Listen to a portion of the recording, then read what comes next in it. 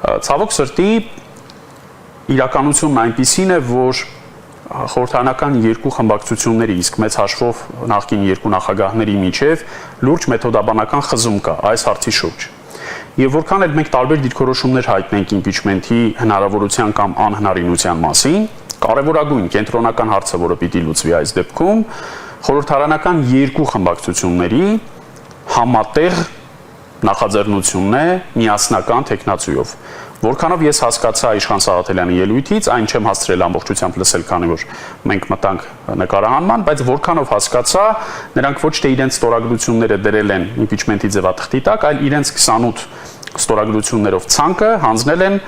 պատիվ ունեմ խմբակցությանը։ Հայտարարել են, որ պատրաստ են նաև պատիվ ունեմ խմբակցության ձևաթղթի տակ դնել ստորագրությունները։ Շատ լավ, բայց դա հայտարարում են նաև ամիսներ առաջ։ Պատրաստակամության մասին հայտարարությունը մենք ամիսներ առաջ եւս լսել ենք։ Եթե ձևավորվում է կոնսենսուս խորհրդարանական երկու խմբակցությունների միջև, եթե լինում է մեկ միասնական եւ ոչ թե երկու առանձին ցուցակներ խորհրդարանական երկու խմբակցությունների մոտ, եւ եթե նրանք սկսում են համատեղ գործընթաց ԿՊԱ-ական падգամավորներին իմպիչմենթի օրակարգի շուրջ միավորելու հարցով, ապա ես կարծում եմ, որ դա կարող է իրատեսական լինել։